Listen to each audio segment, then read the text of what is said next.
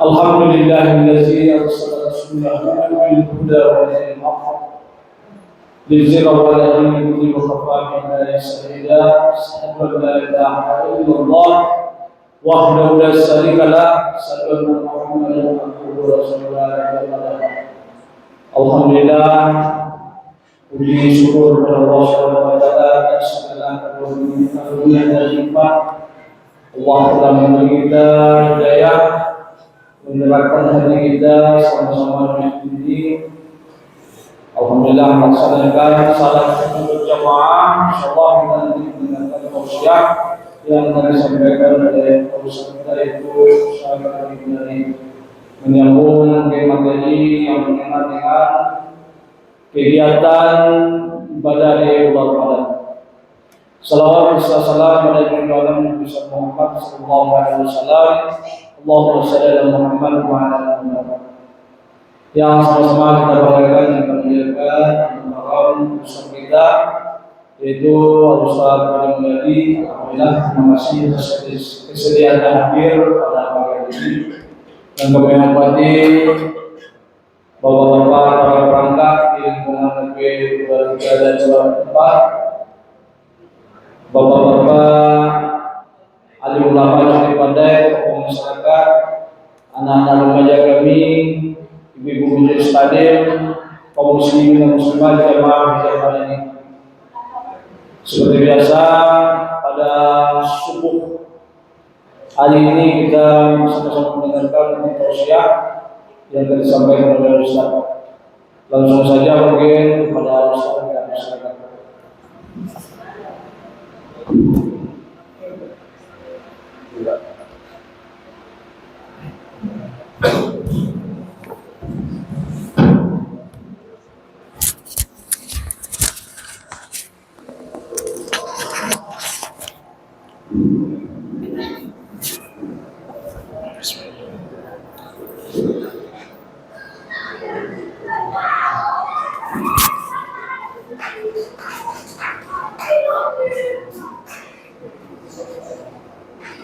Bismillahirrahmanirrahim.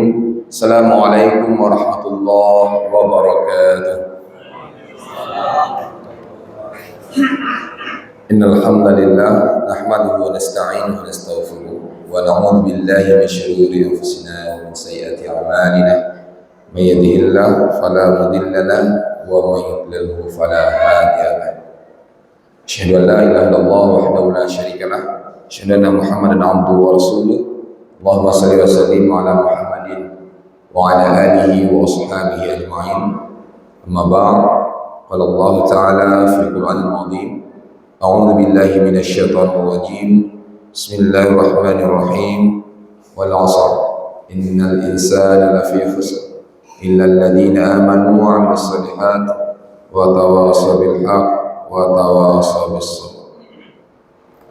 Yang sama-sama kita muliakan pengurus Masjid Al-Madani, seluruh jajaran pengurusan rahimakumullah. Semoga Allah Subhanahu wa taala senantiasa melimpahkan kebaikan, kemudahan untuk para pengurus kita untuk terus mengembangkan dakwah di lingkungan kita. Kemudian yang memuliakan seluruh pimpinan masyarakat dari mulai RT dan RW kita di lingkungan. Ayah bunda kami tempat kita bertanya, minta pendapat. Semoga para pemimpin masyarakat kita diberikan kelapangan hati dan kesehatan untuk membimbing kita sebagai masyarakat. Kemudian yang sama-sama kita muliakan, kolom para asatiz, para ustaz, tuan guru kita yang ada di lingkungan kita. Kemudian seluruh bapak dan ibu, hadirin wal hadirah, saudara muslimin yang kecil tersebutkan nama, besar tak dipanggilkan gelar. Semoga keberkahan senantiasa dilimpahkan Allah buat bapak dan ibu semua, insyaallah. Amin. Allahumma. Bapak Ibu yang dimuliakan Allah Subhanahu wa taala, tak terasa, alhamdulillah hari ini kita sudah masuk ke Ramadan yang ke-6. Begitu cepat perjalanan waktu. Makanya Allah mengingatkan wal 'asr, demi masa, innal insana lafi khusr, sungguh manusia itu dalam keadaan merugi. Yang tak merugi adalah yang beriman, yang tak merugi adalah yang beramal saleh, dan tak merugi adalah orang yang saling menasihati wa tawassaw bil haqq wa tawassaw bis sabr, dengan kebenaran dan kesabaran. Misalnya kemarin baru 1 Ramadan, sekarang sudah 6 Ramadan. Rasanya kemarin kita baru bincang-bincang masalah persiapan sebelum Ramadan, ini sudah masuk Ramadan. Dan tak terasa lagi, yakinlah Bapak dan Ibu, jika Ramadan sudah di atas 10 hari, itu biasanya enggak terasa sudah 25, 27, begitulah. Dan sebentar lagi juga akan pergi untuk meninggalkan kita. Oleh karena itu, selagi kita sehat di Ramadan, selagi ini masih diberikan dalam usia yang panjang, mari kita gunakan untuk Allah Subhanahu wa taala. Terima kasih kepada Ibu rahimakumullah dan pengurus yang memberikan kesempatan untuk Anda bisa hadir kembali bertatap muka menyambut ukhuwah dengan Bapak Ibu di sini. Semoga kedatangan kita di sini menjadi ibadah karena Allah Subhanahu wa taala. 1 jam ke depan insyaallah itu menjadi tambahan pahala dan penghapus dosa kita. Dan kita berdoa kepada Allah mudah-mudahan majelis ini menjadi bukti nanti di akhirat bahwa kita pernah bersama mengkaji ayat-ayat Allah, menjelaskan tentang ayat Allah Subhanahu wa taala dan sebagai jalan bagi Allah untuk masukkan pasukan Allah Subhanahu wa taala. Amin. Allahumma. Bapak Ibu rahimakumullah, tema kajian kita pada pagi hari ini judulnya sederhana. Judulnya adalah judulnya kecil tapi besar. Ini sebuah dilema. Judulnya apa? Kecil tapi besar. Apa yang Anda maksudkan di sini? Insyaallah, Bapak Ibu rahimakumullah. Kalau kita melihat nanti ketemu itu, oh ini yang dimaksud. Usia manusia ini dibandingkan dengan di akhirat, 1 hari di akhirat sama dengan 50 alf sanah, sama dengan 50.000 tahun kita di dunia. 1 hari di akhirat sama dengan 50.000 tahun kita di dunia. Nah, kalau ada di antara kita yang hari ini, nah kalau dibagi-bagi misalnya, berapa sih 1 jamnya di akhirat dan berapa 1 menitnya di akhirat? Dan kalau kita mau bagi-bagi, ternyata 1 menitnya di akhirat setara dengan lebih kurang 37,5 tahun di dunia. Sudah adakah yang berusia 37? Kalau sudah ada, berarti itu baru 1 menit di akhirat. Nah, kalau ada ayah bunda kami sekarang yang usia 70 tahun, 75 tahun, berarti itu hanya baru 2 menit saja di akhirat. Semalam mana isi kajian buka puasa di Jalan Serikandi sana nih. Ada bapak yang sudah tua. Anak tanya, ayah, usia ayanda berapa? Anda melihat sudah agak tua beliau. Baru 85. Itu jarang sekali itu, karena usia manusia itu kata Rasulullah rentangnya adalah ya antara 60 hingga 70 tahun. Kalau ada yang di atas 70 tahun itu qalil, sedikit. Kalau ada yang di atas 70 tahun itu aqlahum, sedikit di antara mereka itu yang bisa sampai di atas 70 tahun. Biasanya 60 sampai 70. Maka usia pendek nih. Berarti kalau sudah usia 40 tahun, tidak boleh lagi bermain-main kita nih. Usia pendek. Sementara kita pulang menuju Allah harus membawa bekal yang banyak. A'udzubillahi minasyaitonirrajim. Ya ayyuhalladzina amanu taqullaha wal tanzur nafsum ma qaddamat ligat. Hai orang-orang yang beriman, bertakwalah kepada Allah dan hendaklah setiap diri memperhatikan apa bekal yang akan dibawanya esok hari. Semua kita harus memperhatikan bekalnya. Nah, kalau kita ibaratkan seperti ini, Bapak Ibu Allah, suatu hari kita mau masuki sebuah bangunan, sebuah rumah. Kemudian di luar rumah itu ada pengumuman. Sebentar lagi pintu ini akan dibuka, silakan masuk ke dalam. Cuma waktunya hanya 2 menit. Jadi kita hanya 2 menit. Waktunya lebih kurang hanya 2 menit. Di dalam ini ada emas berharga, ada mutiara intan yang sangat tinggi nilainya. Silakan bawa keluar. Jangan terlena dengan indahnya ruangan itu. Ya kan? Masya Allah. Semua kita masuk, mencoba masuk nih. Dibuka pintu, masuk kita ke dalam semuanya. Macam-macam orang kondisi manusia. Ada yang masuk sibuk nengok, mantap ya dindingnya, mantap ukirannya ya. Lalu berbunyilah alarm 5 menit akan habis. Barulah dia, ini mau habis nih. Barulah apa yang bisa diambilnya. Ada batu diambilnya, ada kayu diambilnya, ada emas diambilnya. Seberapa bisa diambillah, bawa pulang keluar. Yang penting tidak dengan tangan kosong. Ada yang memang terlena ngopi dia dulu di sana, nantilah masih ada waktu kok. Nantilah, sebentar lagi kok, tiba-tiba alarm habis dan dia harus keluar. Tak ada yang dibawa sama sekali. Ada pula yang sibuk merusak dunia itu sendiri. Nah, ada pula yang memang pas masuk dia tahu ini.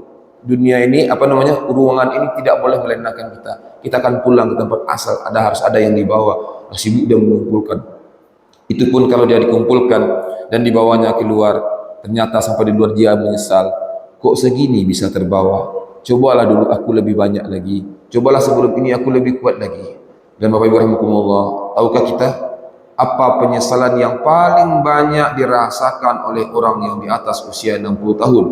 Penyesalan terbesarnya adalah tidak bisa menggunakan waktu sebaik-baiknya. Coba dulu waktu muda aku belajar. Coba dulu waktu muda aku bisa jaga kesehatan. Coba dulu waktu muda aku bisa beribadah. Coba dulu. Tapi itu sudah berlalu. Maka insya Allah hari ini di rentang usia kita yang pendek ini, amal kita harus banyak. Maka kajian kita adalah ada amal-amal khusus yang disampaikan oleh Rasulullah SAW. Amalnya sederhana, amalnya kecil menurut sebagian orang, tapi pahalanya besar, pahalanya banyak sekali. Nah, sebagai orang yang mungkin paham ekonomi, kita tahu itu bagaimana supaya kita dapat keuntungan yang banyak, mengeluarkan modal sekecil-kecilnya, mendapatkan keuntungan yang sebesar-besarnya. Usia kita pendek nih, wal asr, demi masa pendek nih usia kita. Maka harus ada lagi bonus-bonus yang kita dapatkan. Maka perbanyaklah amal-amal seperti ini. Silakan baca kita fadilah amal yang ada di sekitar kita. Betul-betul itu amal-amal yang pahalanya luar biasa untuk kita. Maka untuk pagi ini juga Anda akan sampaikan ini, dan kalau nanti ini selesai nanti kita bagikan slide, nanti bisa insyaallah Bapak Ibu baca di rumah ya. Kita akan baca di rumah, mudah-mudahan bisa kita tapaki. Nggak bisa hari ini, besok mungkin seransur saja pelan-pelan kita melakukan ini, insyaallah akhirnya amal-amal yang luar biasa itu bisa kita dapatkan. Baik, kita akan kelompokkan dari banyak buku yang Anda sarikan, misalnya dari kitab Targhib wa Tarhib, ya kan, atau Sahih Targhib wa Tarhib, kemudian banyak lagi nih kita bicara tentang itu. Ada beberapa amal yang pahalanya besar. Pertama, ada amal yang pahalanya seperti melaksanakan salat semalam suntuk. Jadi habis isya kita salat, berhenti lagi subuh, itu pahalanya amal itu kalau dilakukan. Besar enggak? Sangat besar sekali. Tidak usahlah dulu membahas amal salatnya itu. Amal 2 rakaat sebelum subuh saja atau amal saat tahajud 2 rakaat saja itu doa besar. Apalagi bisa beramal dari mulai isya sampai subuh, itu pahalanya. Ada rentetan amalnya. Satu. Kemudian yang kedua, ada amal yang pahalanya sama dengan haji dan umrah. Ya mungkin ada di antara kita yang berkesempatan untuk umrah dan haji seperti sahabat-sahabat kita yang punya kelebihan rezeki. Kalau tidak, maka lakukan amal ini. Mudah-mudahan itu menyamai pahalanya dengan haji dan umrah. Siapa yang menyampaikan? Rasulullah. Bukan Safiri yang menyampaikan, tapi Rasulullah SAW sebagai panutan kita yang mengatakan, karena engkau lakukan ini, pahalanya seperti haji dan umrah lo gitu. Ada yang ketiga, pahalanya oleh Allah Subhanahu Wa Taala dibangunkan, banallahu baitan fil jannah. Allah bangunkan rumah untuk dia di surga. Jadi ada rentetan amal seperti itu, banyak sekali. Ada yang keempat, amal yang kalau engkau lakukan kata Rasulullah SAW, maka malaikat akan mendoakanmu. Jadi ada orang-orang yang didoakan oleh malaikat karena amal yang dilakukan. Dan yang kelima, ada amal yang dilakukan dan keuntungannya adalah Allah bukakan pintu-pintu rezeki untuk dia dunia wal akhirah. Mudah-mudahan selama Ramadan ini 5 ini selesai nih. Ya, 5 ini ada berbagai macam kita selesaikan insyaallah. Nah, pada kesempatan ini kita akan fokus ke satu hal. Amal-amal yang kalau kita kerjakan pahalanya seperti pahala salat malam. Izin Bapak Ibu ya, kita sampaikan ini ya, mudah-mudahan. Bapak Ibu rahimakumullah. Lalu sebelum kita bicara apa amal yang mampu menyamai pahala salat malam, itu kita bicara dulu apa sih pahalanya, keuntungannya kita salat malam. Salat malam adalah salat yang salat sunnah yang dilakukan rentetannya tentang waktunya antara sesudah salat isya sampai nanti waktu subuh masuk. Jadi tadi sebelum ke sini Bapak Ibu rahimakumullah, sebelum subuh di rumah ibu sempat salat 2 rakaat, bapak sempat salat 2 rakaat, itu namanya salat malam. Tapi kalau kita udah azan, kemudian baru kita sholat 2 rakaat, itu namanya rawatib. Jadi kalau sempat tadi waktu sahur sholat 2 rakaat, kita sudah sholat malam. Kalaupun tidak, tadi malam toh kita sholat witir 3 rakaat, iya kan? Taraweh itu kita sudah hitung sholat malam. Makanya Abu Hurairah radhiyallahu anhu mengatakan, "Ausani khalili, telah berwasiat kepadaku kekasih hatiku." Siapa? Rasulullah SAW. Nasihatnya 3. Di antara nasihat Rasulullah kepada Abu Hurairah adalah, hendaklah engkau berwitir sebelum engkau tidur. Kenapa? Berwitir itu maksudnya salat sunnah yang jumlahnya ganjil sebelum engkau tidur. Nah, kalau di Ramadan itu dilakukan sesudah taraweh kita salat witir 3 rakaat. Dan dihitung itu nasihat Rasulullah SAW kepada Abu Hurairah. Kenapa? Kalau itu dilakukan, maka pahalanya, Masya Allah ya, pahalanya kita mendirikan malam, sama dengan mendirikan malam. Itu sudah dihitung mendirikan malam. Walaupun sebelum tidur kita sempat dalam Ramadan atau luar Ramadan, 1 rakaat saja salat witir, kita sudah dihitung melaksanakan ibadah salat malam. Baik Bapak Ibu rahimahullah, banyak pahalanya, banyak keuntungan salat malam. Satu di antaranya, beberapa di antaranya, yang pertama, alaikum bi qiyamil lail, kata Rasul. Kerjakanlah salat malam. Disuruh Rasulullah mengerjakan salat malam. Kenapa? Fa innahu da'bus salihin qablakum. Karena salat malam itu adalah kebiasaan orang-orang yang saleh sebelum kamu. Tidak ada nabi dan rasul kecuali mereka biasa salat malam. Jadi kalau ada di antara kita yang tidak bisa salat malam, kebiasaan siapa yang kita tiru? Dan kalau ada di antara bapak dan ibu rahimakumullah yang sudah menjadikan dirinya terbiasa untuk tahajud malam, untuk witir di malam hari, maka itu juga yang pernah dilakukan oleh Musa alaihissalam. Itu juga yang pernah dilakukan oleh Nabi Isa alaihissalam. Bahkan bagi Rasulullah SAW, salat malam itu hukumnya wajib bagi beliau sebagai Nabi dan Rasul. Bagi kita hukumnya sunnah. Kebiasaan orang lalu. Wa huwa qurbatun ila rabbikum. Dan salat malam itu juga adalah cara paling cepat untuk mendekatkan dirimu kepada Allah. Kalau ada selama ini yang merasa jauh dengan Allah, perbaiki salat fardunya, kemudian kuatkan salat malamnya. Dan kalau ada yang selama ini merasa Allah membiarkan dia, Allah tak tolong dia, Allah tak berikan jalan keluar dan masalah yang dihadapinya, bukan jalan keluarnya yang tak ditemukan, bukan masalahnya yang terlalu berat, tapi sesungguhnya adalah kita kurang dekat dengan Allah. Dan apa yang disampaikan para ulama, penyelesaian masalah ini sebentar cuma, penyelesaian masalah itu dekat cuma. Berapa jaraknya? Jaraknya adalah antara sajadah dengan kening kita. Kalau yang punya banyak masalah, berarti selama ini keningnya masih berjarak dengan sajadahnya. Maka jika ingin masalah kita selesai, jika ingin persoalan hidup kita dibenahi oleh Allah, maka perdekat kening dengan sajadah. Dan cara paling dekat untuk itu dan paling cepat di banyak salat sunnah itu, seutama-utama salat sunnah sesudah salat fardu, adalah salat malam. Sudah terbiasa Bapak Ibu rahimahullah, insyaallah ya, dan kita ingin menguatkan kembali. Kemudian apa lagi? Wa maghfaratun lisayya, penghapus dosa masa lalu. Salat malam yang dilakukan, setiap salat malam dilakukan, itu dosa masa lalu kita akan dihapus oleh Allah Subhanahu wa taala. Semakin banyak kita lakukan, semakin ikhlas kita lakukan, maka kesalahan masa lalu kita, mungkin salat yang terlalai, mungkin puasa yang tidak kita kerjakan, mungkin aurat yang tidak kita tutup, mungkin ada kewajiban lain yang pernah kita abaikan kepada Allah Subhanahu wa taala, insyaallah dengan salat malam kita, maka itu ditutupi oleh Allah dan dihapuskan dosa-dosa kita. Kemudian kata Allah, kata Rasulullah, wa manhatul lil itsam, menutup semua maksiat keburukan yang engkau lakukan. Bahkan dalam hadis lain, itu jalannya bagi Allah untuk mengampuni kita dan memasukkan kita ke surganya Allah Subhanahu wa taala.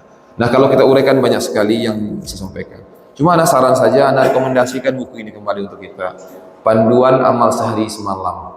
Ini bagus sekali untuk kita baca, termasuk di sini bagaimana salat malam, kemudian bagaimana kriterianya dari pagi ke pagi, seperti ini bagus. Kita cari, insyaallah kita baca, mudah-mudahan ini menjadi panduan untuk kita dalam beramal soleh, insyaallah ini terutama untuk melaksanakan salat malam. Baik, kembali kita ke sini. Jadi salat malam diantaranya juga melapangkan rezeki. Syekh Fadil Ilahi dalam kitab beliau Al-Miftahur Rizq, kunci-kunci rezeki, beliau menempatkan juga jika rezekimu bermasalah, Jika ada yang sulit dari dirimu, maka lakukanlah salat malam. Salat malam akan mendapatkan rezeki yang beragam. Kenapa para sahabat itu rezekinya mengalir deras? Kenapa Rasulullah SAW itu orang yang kemudian dengan kelebihan yang banyak dalam taman dunia dan akhirat? Beliau terbiasa salat malam. Bahkan dalam salat malam Rasulullah ya, luar biasa ya. Luar biasa. Ibnu Abbas mengikuti Rasulullah di belakang. Lama Rasul salat malamnya. Satu rakaat itu lama. Selesai surah Al-Baqarah. Kata Ibnu Abbas sebelumnya, mungkin nih kalaulah selesai surah Al-Baqarah ini, Rasul akan ruku ini. Tapi Rasul belum ruku. Surah Al-Baqarah itu kalau kita lihat jumlahnya itu kan 286 ayat. Itu sekitar 3 juz lebih, 2 juz menjelang 3 juz. Itu rata-rata kalau 1 juz 45 menit, berarti 2 juz itu sekitar 90 menit. Membengkak kaki Rasul itu kalau salat malam. Karena sunnahnya salat malam itu lama berdirinya dibandingkan ruku dan sujud. Sedangkan salat malam di bulan Ramadan selain daripada tahajud ada tarawihnya. Maka kalau tarawih terbaik itu tentu saja adalah tarawih yang lama berdirinya. Nah, kira-kira kalau di Masjid Al-Madani kalau imam agak panjang gimana? Alhamdulillah. Alhamdulillah. Sampai membengkak kaki kami Ustaz. Nah, itu atau sebaliknya kira-kira. Ketika imam baca misalnya Ar-Rahman. Turun mulai. Ar-Rahman itu 30 ayat. Lama tuh. Kalaulah dibaca misalnya Inna a'tainakal kautsar. Ini ustaz favorit ini. Inilah imam favorit. Kenapa? Ini mantap. Cepat, lambat datang, cepat pulang. Bahkan kita tidak tahu tuh di TV-TV sana ya, ada yang salat sunnah 23 rakaat 10 menit. Itu berapa kecepatannya? Tak dapat itu. Salat malam itu lama berdirinya. Bayangkan Rasul berjam-jam. Makanya Rasul sepertiga malam yang akhir sudah berdiri di tempat salatnya. Jam 2 itu Rasul sudah ada, itu sudah mandi Rasul. Dari tempat sajadah Rasul itu. Dan beliau tidak tidur lagi kecuali ya beliau menengok Aisyah sudah bangun. Itu beliau bincang-bincang tuh. Kalau tidak beliau tidur sejenak seperempat malam sebelum subuh masuk. Tapi jangan salah mengamalkan. Jadi ada Ustaz tidur sebelum subuh sedikit. Ada tidurnya Rasulullah, tidurnya Nabi Daud juga seperti itu. Tapi tidurnya enggak di spring bed, dah hidup AC lagi, tidak pakai apa namanya cover lagi. Ini sudah sahur nih ya. Masih ada nih waktu ini untuk tidur sejenak ini sebelum subuh masuk mengikuti amal Rasulullah SAW. Pergi pula ke kasur ya kan. Bentang selimut. Hidup AC 16 derajatnya. Insya Allah itu jam 10 bangun. Enggak seperti itu. Itu sunnahnya setelah salat malam capek pasti, ya kan? Maka tunggulah sejenak dengan istirahat. Tidur. Kalau bisa bangun dengan salat bangun sebagai subuh. Kalau tidak silahkan siapkan diri untuk subuh. Alhamdulillah banyak sekali ini. Ana tidak ingin menyampaikan. Tadi Ustaz kita baca doa, baca ayat. Masya Allah luar biasa sekali. Luar biasa. Ya. Walladzina yabituna lirabbihim sujada wa qiyama. Bahkan dalam hadis lain, salat malam itu salat di mana bacaan Al-Qur'an itu diperdengarkan oleh Allah kepada malaikat dan malaikat ikut menyaksikan bacaan-bacaan yang kita baca. Termasuk salat fajar ini. Baik, warahmatullah. Pahalanya banyak nih, kita nak sebutkan satu persatu. Lalu apa amal yang lain yang bisa kita lakukan yang menyamai pahala salat malam? Dan catatan nih bukan berarti setelah salat pahala yang dilakukan, ibadah yang dilakukan, setelah itu enggak salat malam lagi. Ini jangan salah persepsi kita. Sama dengan ada orang yang tidak salat lagi nih. Pak, kenapa tidak salat subuh lagi? Kenapa tidak bangkit berjamaah lagi ke masjid? Dia bilang ini. Berapa keuntungan salat berjamaah di Masjidil Haram? Satu kali salat sama dengan 100.000 kali Pak salat. Benar kan? Iya. Saya itu paket 15 hari loh umrah. Bayangkan betapa banyaknya pahala salat saya di Masjidil Haram. Tak pernah saya berhenti. Terus, itu sudah dirapel tuh di Masjidil Haram. Itu salah itu ya. Itu tidak termasuk itu. Jadi anda masuk sini tetap lakukan salat malam. Ini tambahan-tambahan lain yang pahalanya besar menyamai salat malam. Mau kita lakukan yang menyampaikan siapa? Bukan Safiri, tapi Rasulullah SAW. Yang pertama, kita insya Allah Bismillah kita akan coba perbanyak. Sallallahu katakan, qala Nabi sallallahu alaihi wasallam. Nabi sallallahu alaihi wasallam berkata, "Man shallal isya fi jamaah." Siapa saja yang salat isya berjamaah. Tadi malam salat Isya berjamaah Bapak Ibu? Alhamdulillah. Kana qiyam nisfal lail. Seakan-akan dia sudah melaksanakan salat setengah malam. Jadi kalau ada orang yang terbiasa ke masjid, salat Isya berjamaah tidak hanya sekedar kewajiban salat Isyanya yang selesai, tapi juga pahala tambahannya didapatkan oleh orang tersebut. Apa kata Rasulullah? Nisfil lail ka qiyami nisfil lail. Dia sudah mendapatkan pahala seakan-akan pahalanya dia salat tanpa henti. Berhenti, assalamualaikum, assalamualaikum, naik lagi, assalamualaikum, naik lagi. Kemudian setelah itu dilakukan terus menerus sampai setengah malam. Kalau kita hitung-hitung misalnya malam itu jam 8 habis Isya, nanti selesainya jam 12. Ada enggak Bapak dan Ibu yang sanggup salat tanpa istirahat sampai jam 12 malam dari jam 8? Ada Bapak Ibu? Mantap? Ya, ada stamina yang kuat, silahkan. Tapi rata-rata kita, ya kan, tarawih aja. Itu sudah tarawih jam 11 itu, ya kan? 11 rakaat, baru jam 9. Begini-begini. Banyak di antara kita yang seperti itu ya. Mungkin kan diuji dengan kesehatan kita. Banyak. Maka usia pendek, kesehatan mulai berkurang, tenaga mulai berkurang, harus ada bonus-bonus. Ibu-ibu kan sering seperti itu. Pergi ke supermarket, apa bonus hari ini nih? Wah, itu rinso murah, ini murah. Dicari yang bonus dulu diambil. Kenapa? Karena beli satu dapat dua, ya kan? Dapat banyak di keuntungan di sini. Maka lakukan. Bapak anak menghimbau, ayo, nggak boleh lagi. 40 tahun usia kita ke atas, nggak boleh lagi tidak salat Isya berjamaah ke masjid. Seberat apapun, selagi masih bisa kaki kita melangkah ke masjid, langkahkanlah ke masjid. Janganlah salat di rumah. Ya kan? Apalagi tidak salat. Anak menghimbau, di Ramadan ini paling baik untuk datang ini. Buktinya gini Bapak Ibu, di sini kan kita lihat nih kalau subuh itu ramai sekali. Tempat Anda juga. Isya itu kalau Ramadan ramai sekali. Betul-betul sampai ke belakang ramai. Padat bahkan sampai ke teras masjid orang salat. Tapi buktikan nanti. Hebat atau tidaknya orang untuk membiasakan Isya berjamaah itu, buktikan ketika malam 1 Syawal. Allahu Akbar, Allahu Akbar. Waktu Isya ini masuk. Berapa yang tinggal? Berapa yang tinggal nih? Itu insya Allah pasukan tetap gitu. Siapa yang setelah belum Ramadan tetap salat Isya berjamaah, nanti setelah Ramadan itu lagi yang tertinggal. Itu pula yang akan tertinggal nanti di 1 Syawal besok.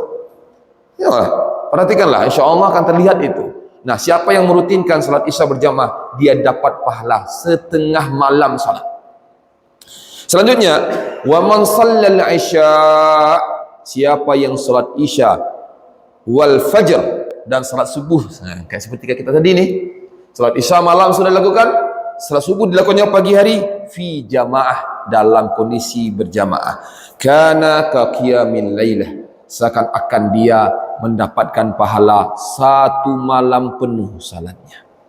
Nah, jadi Bapak Ibu rahimakumullah, seberat apapun kondisi kita, sesulit apapun Bapak, mungkin ada yang sakit terasa di badan, melangkahlah ke masjid. Banyak orang yang tak sanggup melangkah ke masjid. Padahal kalau ke gym, ke fitness, juga sanggup dia. Barbel. Kuat dia itu. Tapi rumahnya samping masjid, tak sampai dia ke masjid. Tapi di sini enggak. Bukti hebat di sini, semua saf penuh. Itu kan insya Allah orang-orang hebat. Kita insya Allah termasuk orang-orang yang mencintai Allah. Dan kita termasuk insya Allah orang-orang yang ingin mendapatkan pahala semalam suntuk salat. Bagaimana caranya? Isya berjamaah dan subuh berjamaah. Tapi fenomena, nggak tahulah di sini. Kalau di tempat di mana anak tinggal sebelumnya juga, anak melihat begini. Orang yang subuh berjamaah ke masjid itu kebanyakan adalah bukan tetangga masjid, tapi jauh dia tinggal dari masjid, itu yang datang. Kadang bersepeda dia datang ke masjid, kadang dia melangkah agak 10 menit, itu yang ke masjid. Yang tetangga masjid kadang-kadang jarang ke masjid. Tapi tidak di sini, mungkin tempat lain. Ya, kalau fenomena di tempat lain seperti itu, ya ada juga kajian subuh di tempat lain yang lakukan. Ya, Pak, maaf Ustaz, dia ini berkurang nih hari ini. Kenapa? Ini tetangga masjid nggak ada yang datang ini. Begitulah. Tapi kalau di sini insya Allah Anda lihat banyak yang datang. Tapi di tempat lain seperti itu. Dan tidak hanya sekarang. Rasulullah SAW juga seperti itu. Dan luar biasa. Kalau sahabat Rasulullah SAW itu rumahnya Bapak Ibu rahimahullah, untuk subuh berjamaah itu jauh. Itu untuk melangkah ke masjid itu mereka harus 2 jam, 3 jam jalan kaki di perkampungan pinggir Madinah, jalan kaki menuju Nabawi. Dan itu gelap. hewan buas banyak, perampok juga ada, banyak sekali gangguan ke masjid. Makanya Rasul mengatakan jika salat hari raya bertepatan dengan salat Jumat, maka orang yang sudah salat Idul Fitri sampai di tempat kampungnya boleh tidak salat Jumat tapi diganti dengan salat zuhur saja. Kalau itu membuat salat Jumatnya kesulitan. Kenapa? Karena memang mereka jauh tuh, keluar dari rumahnya sebelum subuh jam 2, jam 3, jalan ke Nabawi. Nanti setelah itu persiapkan diri untuk apa? Untuk salat Idul Fitri. Setelah Idul Fitri berlangsung, mereka kan pulang tuh 3 jam lagi sampai di rumah. Bapak Ibu, atau kalau kita hari ini sebentar lagi salat Jumat akan masuk. Baru sampai di rumah nih. Nah, ya.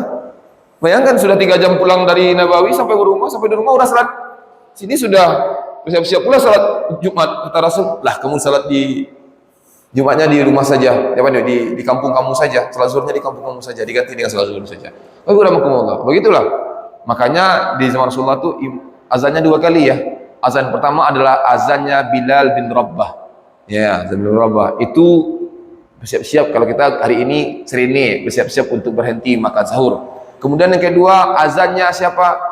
Abdullah bin Umi Maktum yang namanya yang kisahnya disampaikan oleh Allah dalam surah Abasa. Orang tua yang buta, tidak ada yang nuntun ke masjid, rumahnya jauh tuh dari masjid, tapi dia muadzin di masjid Rasulullah SAW. Namanya Abdullah bin Maktum. Ya, dan itu pernah minta uzur kepada Rasulullah supaya tidak salat berjamaah ke masjid. Tapi kata Rasul, wahai Abdullah, apakah engkau mampu mendengar suara azan? Mampu. Datang terus. Tidak ada istilahnya orang buta tidak ke masjid. Begitulah Rasulullah menyampaikan ini. Bapak-bapak, jadi ayo bismillah, bertekadlah kita Ramadan untuk membiasakan itu. Ayo, man shallal isya fi jamaah, siapa yang salat isya berjamaah, kana ka qiyamin nisfil lail, seakan-akan dia sudah mendapatkan pahala setengah malam. Wa man shalla isya wal fajr, siapa yang melaksanakan salat isya dan subuh fi jamaah, dalam keadaan berjamaah, kana ka qiyamin lailah, seakan-akan dia dapat pahala satu malam penuh salatnya. Ini poin yang ibadah yang menyamai salat malam ini punya minimal ada 11. Kita baru uraikan 1. Kita lanjut ya, kedua, cepat waktu. Yang kedua adalah ayo arba'u raka'atin qabla dhuhri. Membiasakan 4 rakaat sebelum zuhur. Sudah terbiasa Bapak Ibu? Insyaallah kalau sudah terbiasa kata Rasul ya'dilna bis salatis har.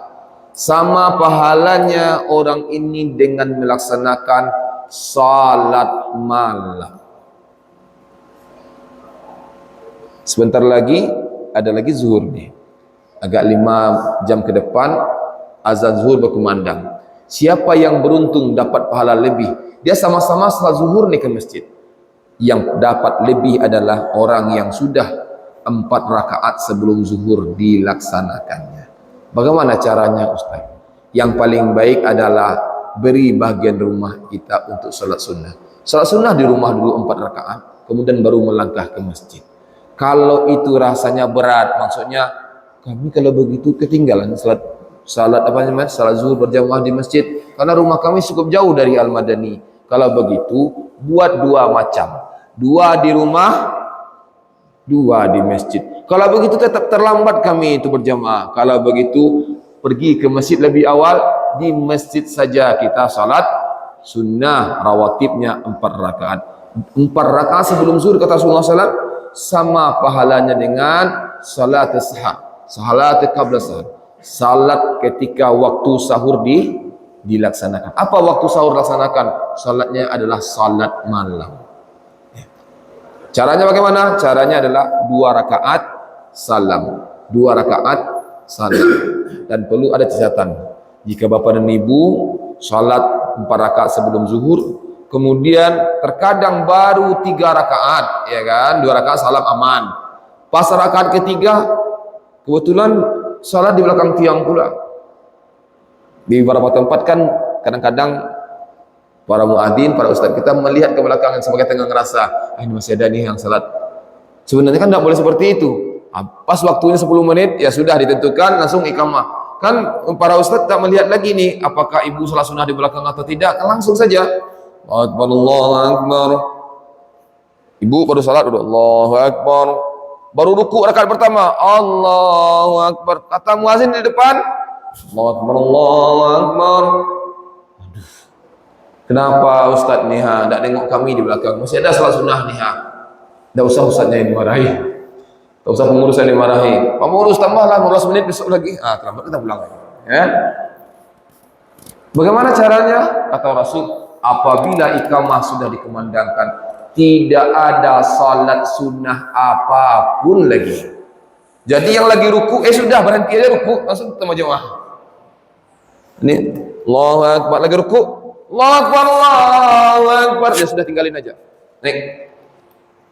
Tak boleh lagi salat sunnah apapun. Kecuali kata ulama menyampaikan, kecuali ketika kita di akhir-akhir salat dipastikan setelah orang iqamah masih bisa kita tidak terlambat takbir bersama imam, maka boleh. Misal Allahu Akbar, kita baru at-tahiyah, ya kan? Kemudian imam baca Allahu Akbar, Allahu Akbar, kira-kira sampai la ilaha illallah selesai enggak? Selesai insyaallah. Maka lanjutkan, jangan putus pula, tangguh. Tapi kalau baru satu rakaat, baru ruku, baru baca Fatihah, baru kemudian imam sudah selesai, imam sudah datang, azan sudah iqamah sudah dikumandangkan, maka tidak ada lagi salat berjamaah. Tidak lagi salat sunnah kecuali hanya untuk salat berjamaah saja. Lalu sahabat bertanya, bagaimana dengan salat kami yang kurang? Ya. Kita bertanya nih, bagaimana dengan salat kami yang kurang? Apakah itu samanya melalaikan salat? Tidak. Lalu bagaimana pahalanya salat kami yang kurang? Kata Rasulullah SAW, siapa yang membiasakan dirinya dengan sesuatu yang baik, lalu suatu hari sesuatu yang baik itu terluput dilakukannya karena terlambat. Terlambatnya mungkin karena tertidur. Biasa nih, kami biasa sudah bangun sebelum zuhur. Hari ini capek banget. Itu azan zuhur tak bangun kami. Iqamah yang membangunkan sampai ke kamar. Kami bisa terlambat jadinya. Bagaimana caranya? Idza maridal 'abdul as-safar. Jika seseorang itu dalam perjalanan atau dia dalam keadaan tertidur, ya kan, atau sakit lagi tidur, kutiba lahu mithlu ma kana ya'malu muqiman sahihan. Dia tetap dapat dihitung, dia dihitung tetap mendapatkan pahala amal yang rutin dilakukannya. Biasa bapak-bapak salat duha, tiba-tiba hari ini enggak salat duha. Kenapa? Karena ada orang tua dari kampung datang, kita melayaninya, jemput dulu. Pas sampai di rumah, ya Allah sudah jam 12, tak bisa salat duha lagi. Saya sudah terbiasa ini Ustaz. Bagaimana dengan pahala salat duha kami? Maka Rasulullah, ya, lahu mithlu kana ya'mal salih. Dia akan mendapatkan pahala muqiman sahihan.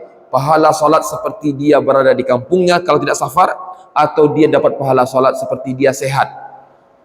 Dia sakit gigi luar biasa, nggak bisa baca Quran, dia rutin baca Quran sebelum tidur itu 2 halaman, maka pahala rutin baca Quran 2 halaman tetap didapatkan orang ini walaupun dia tidak datang untuk berjamaah atau untuk tidak salat, atau mungkin dia tidak membaca Quran, dia nggak sempat karena sakitnya, karena dalam perjalanannya, maka dia dihitung dapat pahala. Jadi kebiasaan baik yang dilakukan ketika sakit, ketika safar itu mendapatkan pahala yang luar biasa, sama dengan kita waktu sehat.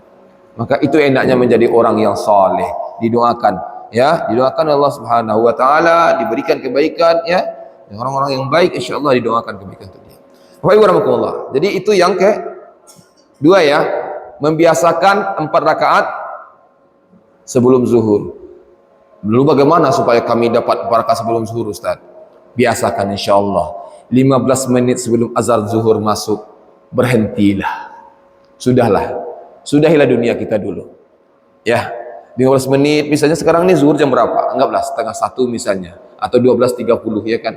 Berarti seminimal-minimalnya kita berkutit dengan dunia, itu jam 12.15 sudah berhenti kita. Artinya sudah di tempat wudhu kita. Biar nanti dapat minimal 10 menit nanti, kita siapkan diri, azan zuhur berkumandang, kita bisa salat sunnah 2 rakaat di rumah, jalan ke masjid, tambah lagi 2 rakaat di masjid Allah Subhanahu wa taala. Atau boleh 4 rakaat di rumah, itu lebih baik.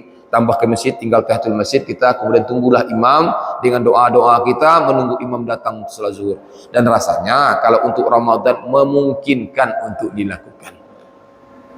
Bagaimana dengan zuhur? Bagaimana dengan asar sudah zuhur? Kemudian bagaimana sudah maghrib, sudah isya?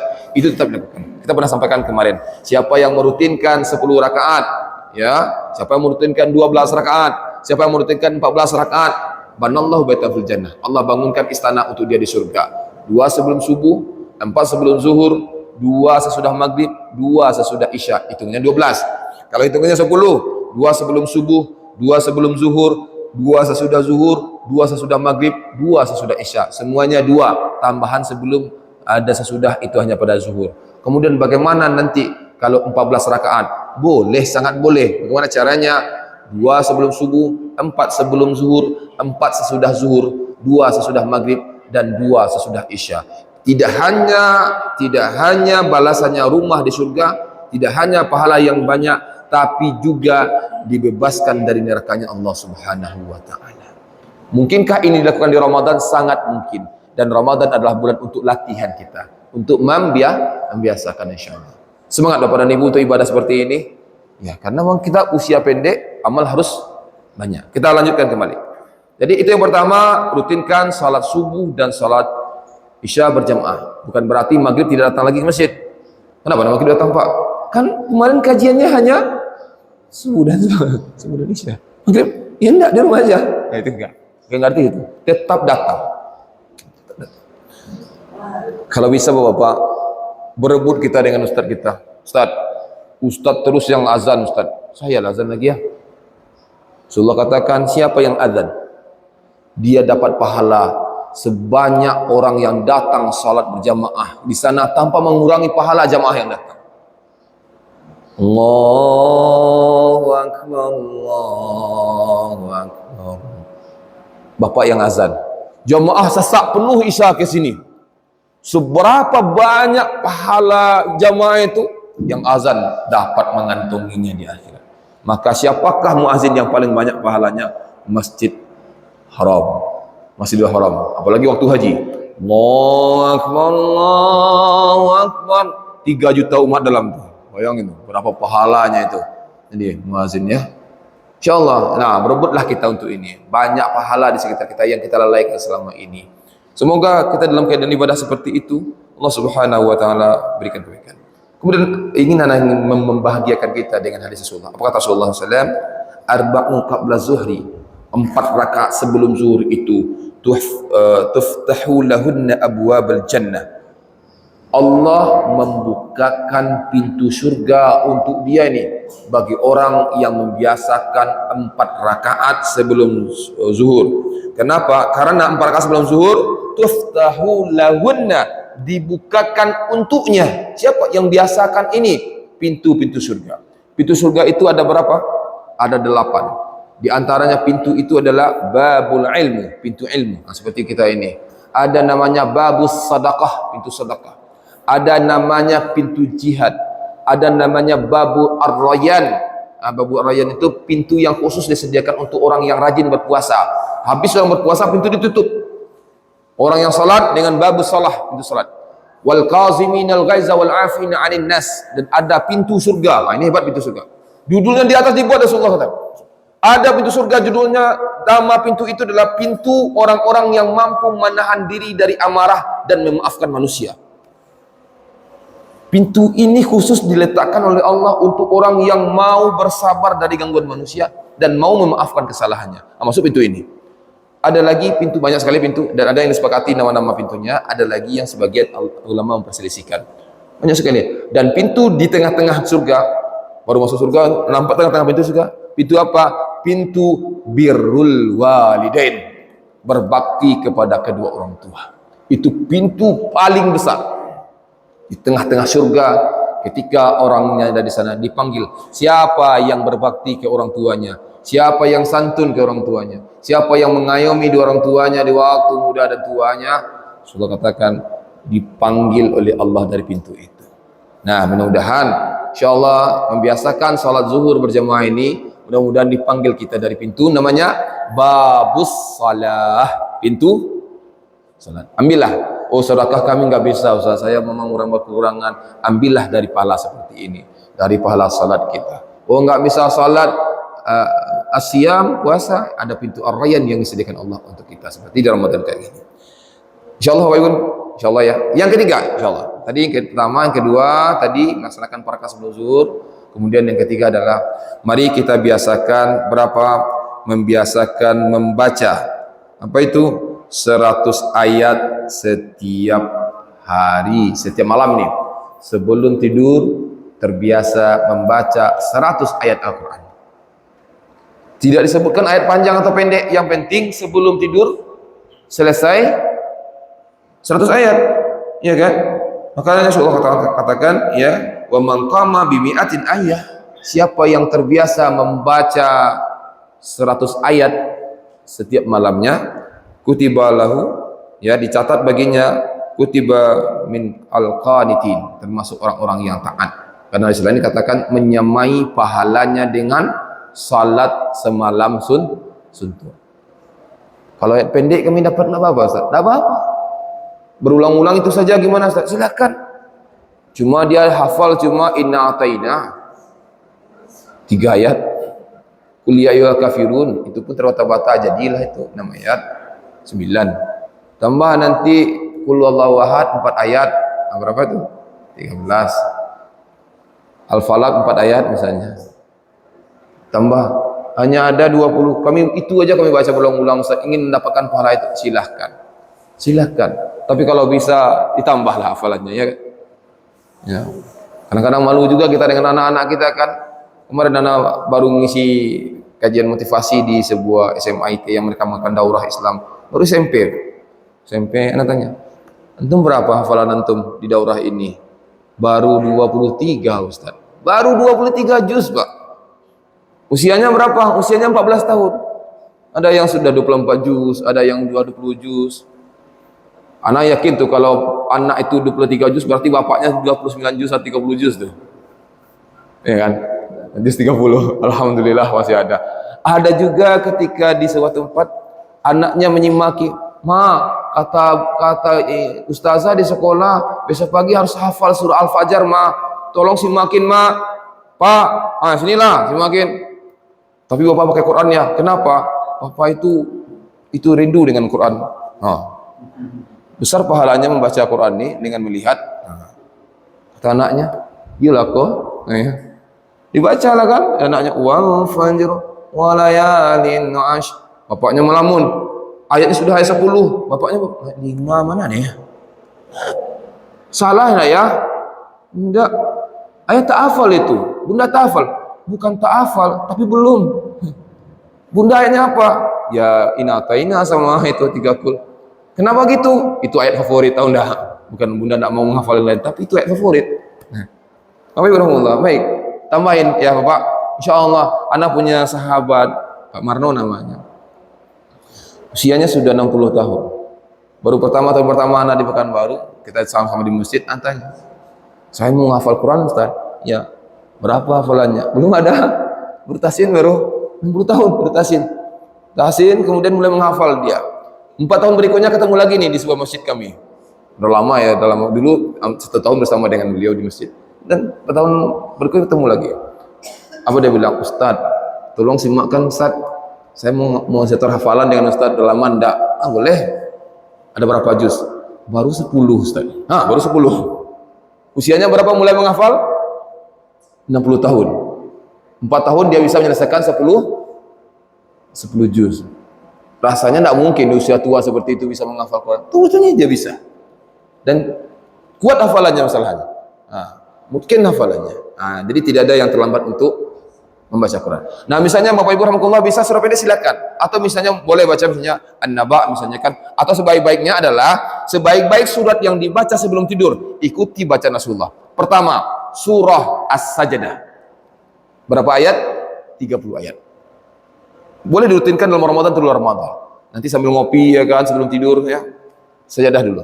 As-Sajdah. Yang kedua surah Az-Zumar. Yang ketiga Al-Mulk 30 ayat.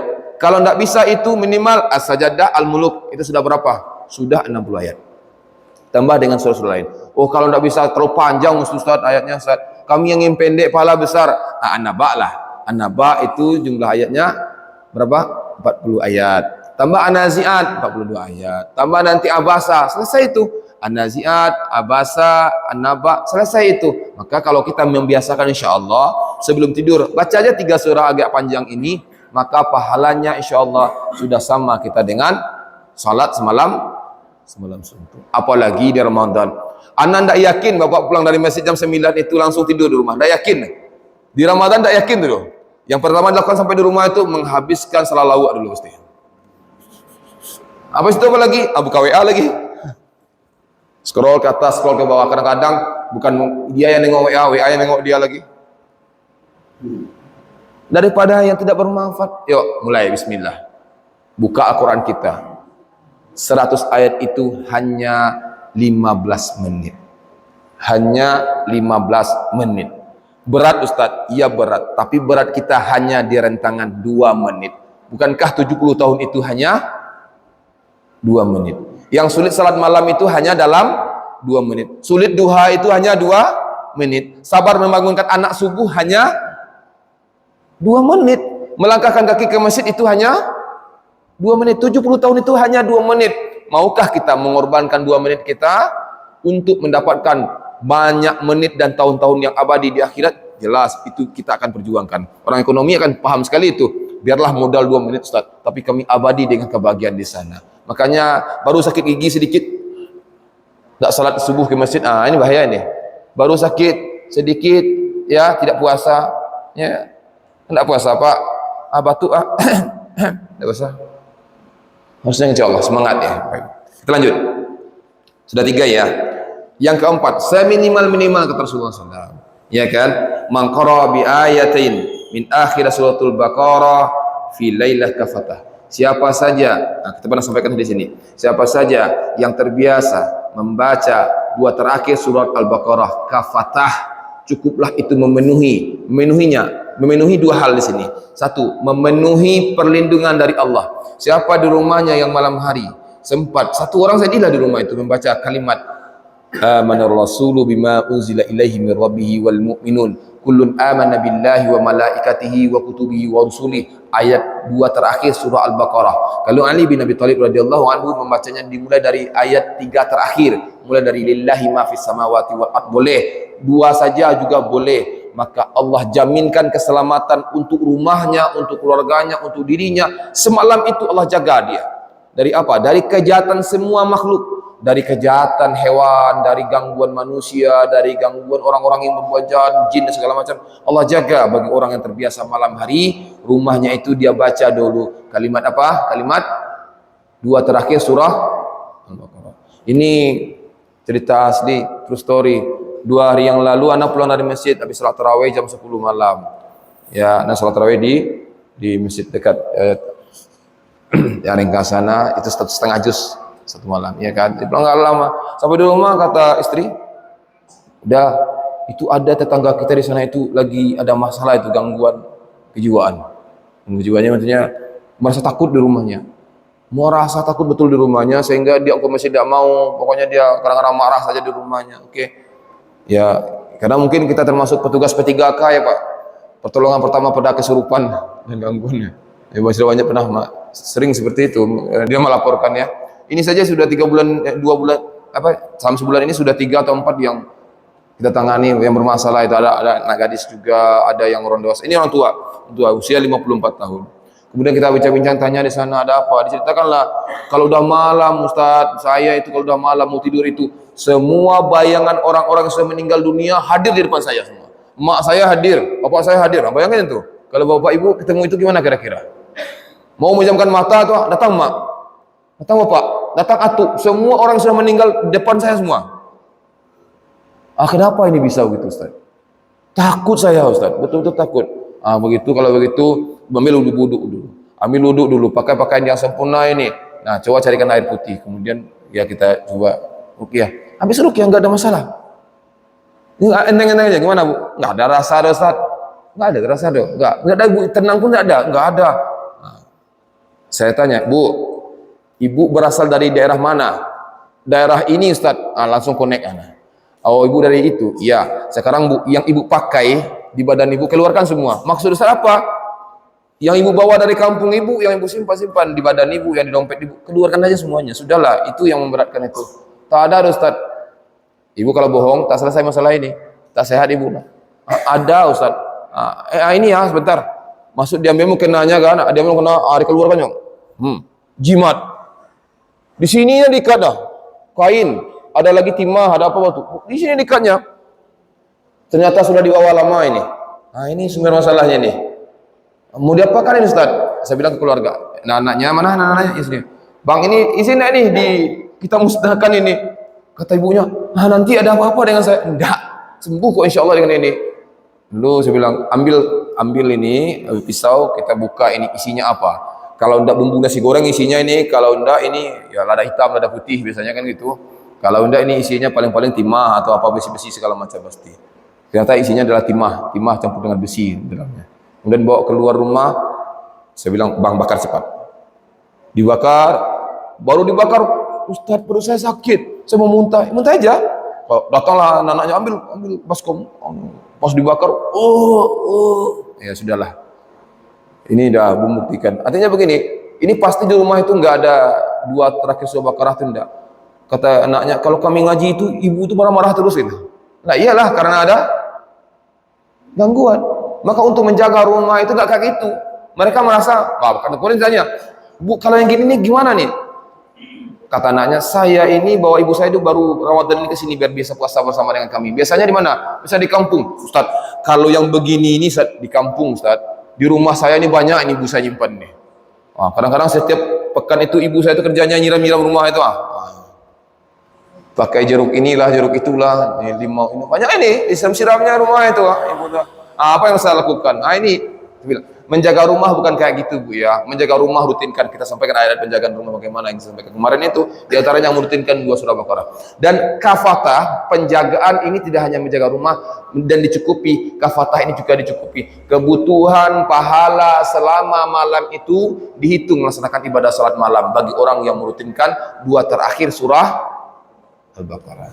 Sudah hafal ayah bunda kami? Sudah ya insyaallah ya. Mulai dengan amanar rasulu bima unzila ilaihi min rabbih wal mu'minun. Kalau belum hafal, hafalkanlah. Kalau tidak, bukalah Al-Quran. Di mana saja berada, cobalah. Kalau sudah zuhur, kalau sudah asar, baca dulu 1 kali. Kemudian kalau sudah maghrib masuk, apalagi kalau sudah ada di rumah, coba jangan pernah tinggalkan. Bukan untuk siapa-siapa, untuk diri kita dan untuk keluarga. Dan juga insya Allah akan mendapatkan pahala semalam suntuk. Habis waktunya Pak. Ada tanya jawab Bapak Ibu rahmatullah? Kalau ada kita lanjut. Kalau enggak kita tambahin ya. Apa sih? Ada orang jahat. Ada yang bertanya Bapak Ibu? Ya silakan Bu. Assalamualaikum. Ya.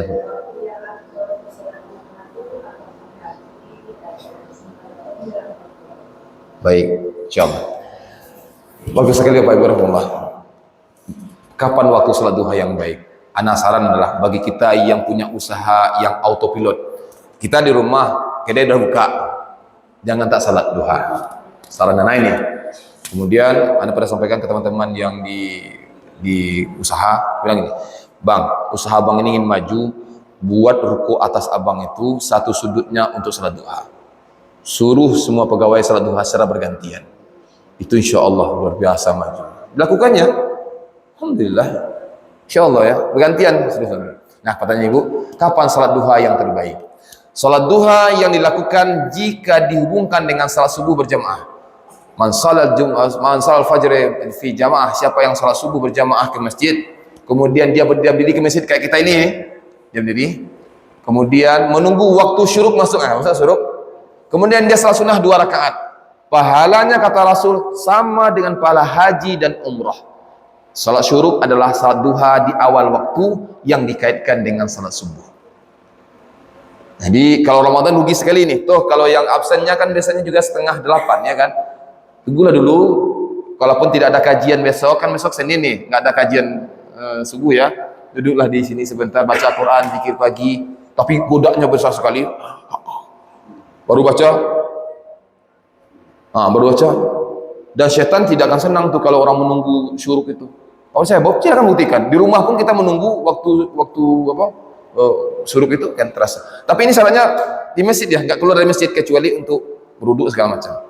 Nah kemudian kalau tak dapat duha di awal waktu, maka duha terbaik adalah, Rasul katakan, seperti engkau akan melihat anak-anak unta itu sudah merasa kepanasan dan ingin mencari tempat berteduh.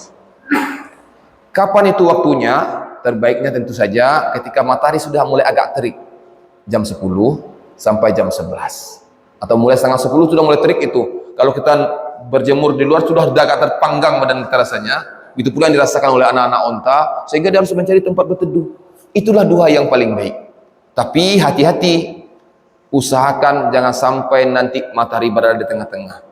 Kapan itu? 15 menit sebelum azan zuhur tidak ada lagi salat duha. Karena haram hukumnya salat sunnah di saat matahari sedang berada di tengah-tengah kepala kita, sampai tergelincir sedikit dulu baru ada salat rawatib lagi 4 rakaat seperti yang kita sampaikan tadi. Maka berhati-hatilah di sana. Tapi kalau terbaiknya insyaallah jam 9 sudah mulai terasa agak panas, jam 10, 11 di sanalah terbaik. Yang terbaik sekali tentu semakin terik dia, semakin baiklah di sana salat sunnah kita lakukan. Bolehkah misalnya gini Ustaz, misalnya habis dari sini nanti di rumah kami nyuci misalnya ibu atau bapak lagi bekerja nih, beres-beres halaman, nyapu mungkin segala macam di halaman, beres-beres perkarangan. Terus jam 10 jam 9 nanti kami mandi karena berkeringat ya, atau mungkin kami berwudu, kemudian kami salat sunnah 2 rakaat, sudah cukup untuk duha. Kemudian nanti masih ada waktu Ustaz. Setelah itu kami lakukan lagi nih, bikin kandang ayam lagi segala macam. Jam 11 masih ada waktu. Kami duha 2 rakaat lagi, sangat boleh, sangat boleh. Siapa yang membiasakan 4 rakaat itu, Allah cukupkan kebutuhannya. Syekh Fadilahi mengatakan dalam kitab beliau, satu di antara jalan Allah lapangkan rezeki adalah rutinkan salat duha minimal 4 rakaat. Nah, insyaallah. Nah itu Bu ya, insyaallah mudah-mudahan di Ramadan ini sangat banyak waktu kita. Maka sangat rugilah kita. Sangat rugi kita kalau tidak bisa salat duha di rumah. Dan di mana salat duha terbaik?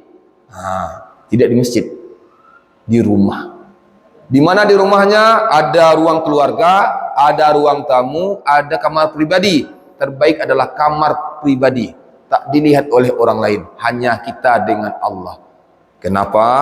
Sebegitulah Rasulullah mengajarkan. Sebaik-baik salat dekat seorang hamba adalah afdalus salat fil bait, di rumah, kecuali salat maktubah, kecuali salat fardu.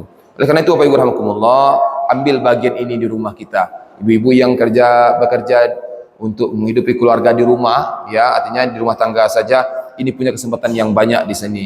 Nah, kalau ibu salat, sesungguhnya rezeki itu akan diperbanyak bagi suaminya yang di luar untuk mencari rezeki. Boleh saja rezeki suami bertambah di luar rumah karena ada istri yang salat duha tadi yang mendoakan suaminya. Maka bantulah ayah-ayah kita, bantulah anak-anak bujang kita yang bekerja di luar rumah untuk mencari rezeki dengan salat sunnah ibu yang luar biasa di rumah, insyaallah.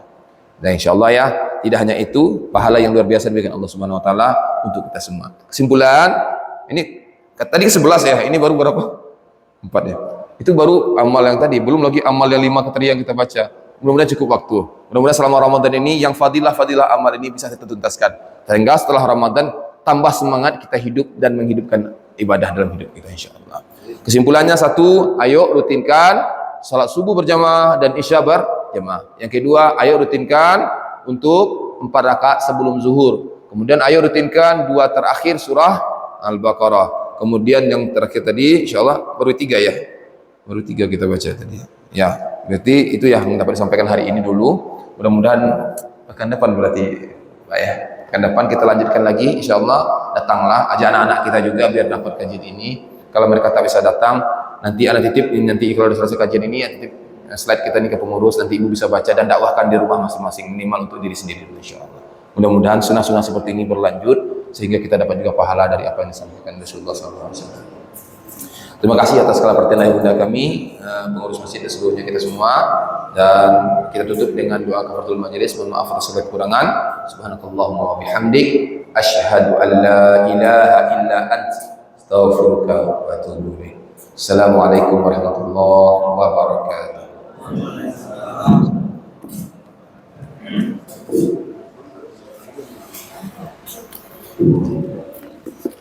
Terima kasih luar biasa ini banyak ilmu yang kita peroleh. Insyaallah kita tiap minggu tiap pagi Ahad pada subuh kita mendengarkan kajian disampaikan oleh Ustaz kita Ustaz ini. Jadi insyaallah ya Ustaz materi kita bagi nanti Insyaallah. Dan kita juga nih direkam ya. Jadi insyaallah ya ini Om Dewi ini rekam akan kita buatkan YouTube-nya. Bapak Ibu bisa melihat di YouTube, mungkin ada yang lupa atau mungkin terlewatkan apa yang disampaikan oleh Ustaz, ini bisa menjadi insyaallah ya. Sama-sama kita doakan mudah-mudahan apa yang berlanjut dan bisa bermanfaat bagi kita. Amin. Demikian, mohon maaf atas segala kekurangan. Wassalamualaikum warahmatullahi wabarakatuh. Waalaikumsalam.